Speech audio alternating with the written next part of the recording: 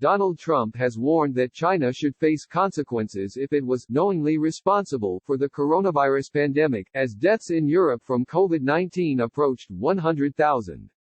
It could have been stopped in China before it started and it wasn't, and the whole world is suffering because of it, Trump said in his daily White House briefing, as U.S. cases topped 730,000 and fatalities in the country approached 39,000.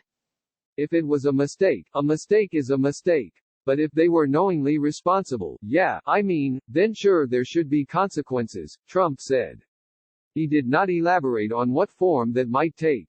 He said the Chinese were embarrassed, and the question now was whether what happened with the coronavirus was a mistake that got out of control, or was it done deliberately? There's a big difference between those two, he said. On Sunday, China reported just 16 new confirmed coronavirus cases, its lowest number since the 17th of March and down from 27 a day earlier. No new deaths were reported. During the White House briefing, Trump interrupted his coronavirus response coordinator, Deborah Birx, who was showing a comparison of deaths per 100,000 people in a range of countries, to say he didn't believe China and Iran's stated fatalities. Does anybody really believe these figures? He asked. Birx, who has steered clear of political aspects of Trump's contentious briefings, also questioned China's data, including that the country's death rate per 100,000 people was far below major European countries and the U.S. She called China's numbers unrealistic and said it had a moral obligation to provide credible information.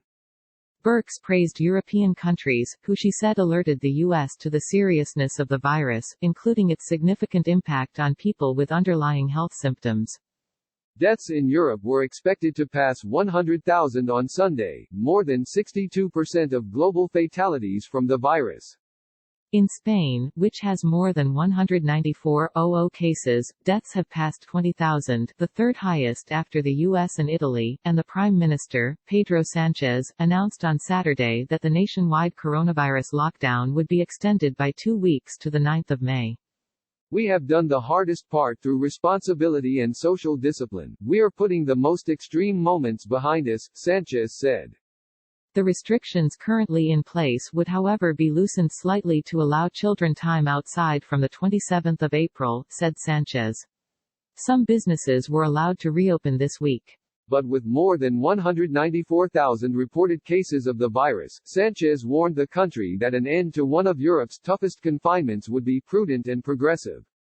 And he warned, if necessary, we will reinforce protective measures again. In Italy, which has Europe's highest death toll at more than 23,000 and infections at 175,000, a church in the northern city of Bergamo that served as a temporary morgue is finally empty, the mayor said on Saturday.